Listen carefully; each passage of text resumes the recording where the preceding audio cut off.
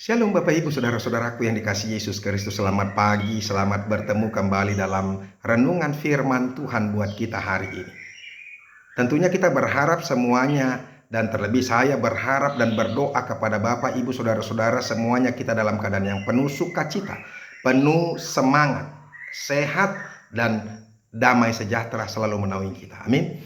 Bapak Ibu Saudara-saudara, hari ini kita akan mendengarkan firman Tuhan. Sebelum kita akan melanjutkan pekerjaan-pekerjaan kita, mengawali segala kesibukan-kesibukan kita, supaya Tuhan selalu menuntun kita di jalan yang benar, dan kita tetap memiliki pengharapan di tengah-tengah penderitaan, karena kita sungguh-sungguh mengenal siapa yang kita sembah, Tuhan yang kita sembah. Amin.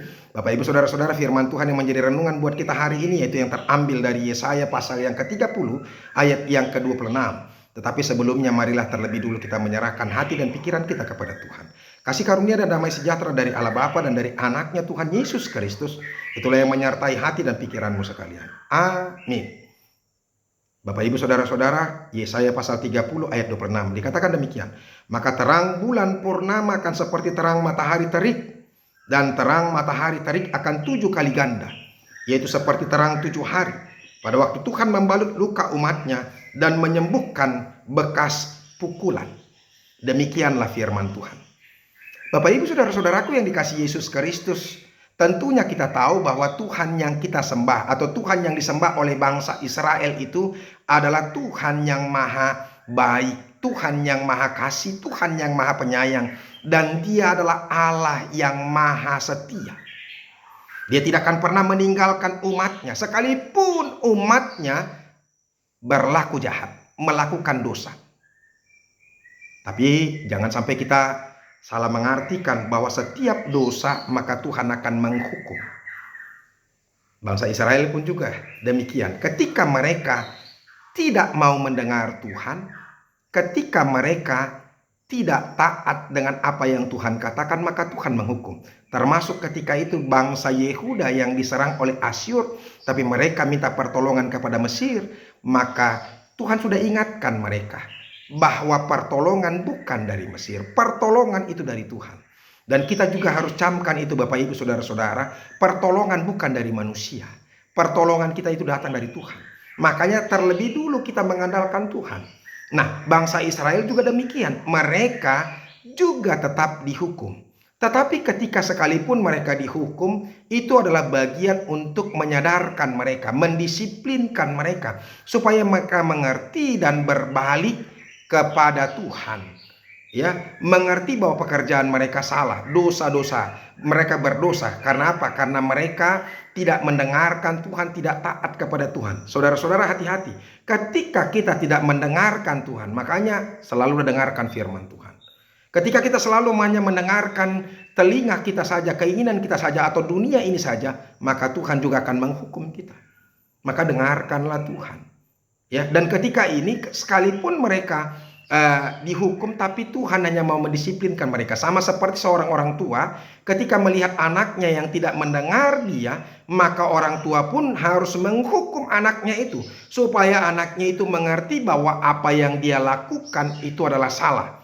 Dia harus mendengarkan orang tuanya. Demikian juga bangsa Israel. Bangsa Israel sedang didisiplinkan Tuhan. Mereka harus mengerti bahwa mereka itu salah, sehingga mereka menyadari kesalahannya dan berbalik kepada Tuhan. Tetapi saudara-saudara, kembali seperti yang saya katakan, sekalipun mereka dihukum Tuhan, tapi bukan berarti Tuhan sedang undur dari mereka. Tuhan tidak mau menolong mereka. Tuhan sedang membenci mereka, tidak. Tapi justru Tuhan sangat mengasihi mereka. Tuhan membutuhkan pertobatan mereka. Mari kita lihat saudara-saudara, kalau dari ayat 18 sudah ditunjukkan kepada kita, ya, bahkan Tuhan tidak sabar. Sebab itu Tuhan menanti-nantikan saatnya hendak menunjukkan kasih-Nya kepada kamu. Sebab itu Ia bangkit hendak menyayangi kamu. Sebab Tuhan adalah Allah yang adil. Berbahagialah semua orang yang menanti-nantikan Dia. Nah, saudara-saudara, Tuhan sendiri tidak sabar untuk apa? Untuk mengasihi mereka. Makanya yang dibutuhkan saudara-saudara ketika Tuhan menghukum, ada kesadaran. Ya kan? Nah, melalui kesadaran itu sehingga mereka apa? Ini yang diharapkan Tuhan. Dari ayat yang ke-19. Apa? Tentulah Tuhan akan mengasihi engkau apabila engkau berseru-seru. Pada saat ia mendengar teriakmu, ia akan menjawab. Jadi artinya kita harus berseru-seru kepada Tuhan. Ini yang dimintakan oleh Tuhan, pertobatan itu. Memanggil nama Tuhan, menyerahkan segala kehidupan kita kepada Tuhan dan minta tolong hanya kepada Tuhan saja, bukan kepada yang lain. Itu yang pertama, saudara-saudara, yang mau diharapkan oleh Tuhan pertobatan mereka. Hanya mengandalkan Tuhan, berseru hanya kepada Tuhan, maka Tuhan akan menjawab mereka. Jangan lagi mengadukan persoalan pergumulan mereka kepada bangsa yang kafir itu, minta pertolongan kepada mereka, tapi justru minta pertolonganlah kepada Tuhan. Tuhan yang akan memberikan segala sesuatu yang mereka butuhkan. Makanya saudara-saudara harus percaya terus kepada Tuhan. Amin. Yang kedua, saudara-saudara, yang mau dimintakan oleh Tuhan saudara-saudara dari kehidupan mereka, yaitu ketika mereka mau mendengar perkataan ini, inilah jalan, berjalanlah mengikutinya, entah kamu menganan atau mengiri. Artinya mereka harus mengikuti jalannya Tuhan. Jangan lagi mengikuti hanya keinginan diri sendiri. Mereka harus bersandar, mereka harus taat, mereka harus melihat apa yang Tuhan kehendaki dan berjalan di jalannya Tuhan. Maka Tuhan pasti akan memberkati. Itu yang kedua, saudara-saudara. Makanya hidup kita pun juga perhatikan. Kenapa kita mengalami pergumulan? Karena kita tidak berjalan di jalannya Tuhan. Maka kita mengalami penderitaan, pergumulan yang berat. Itu.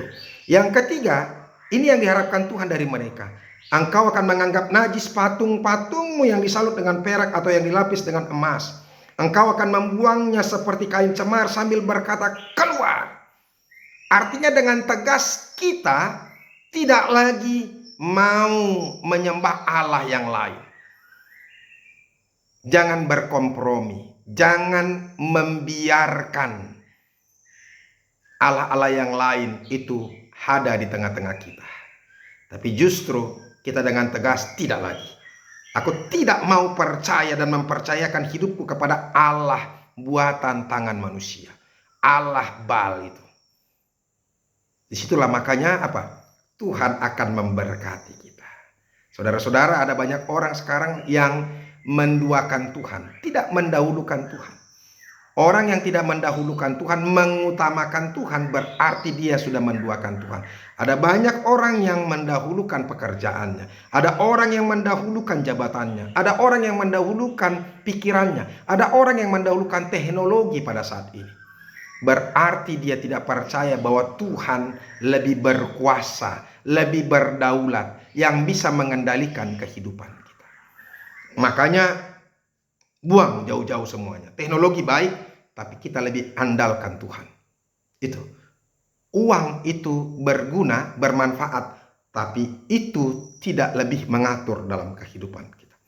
Ketika kita percaya kepada Tuhan dan takut akan Tuhan, maka Tuhan akan memberikan segala berkat-berkatnya kepada kita. Makanya Tuhan katakan, carilah, Yesus berkata, carilah Tuhan dan kebenarannya, maka segala sesuatu akan ditambahkannya kepadamu.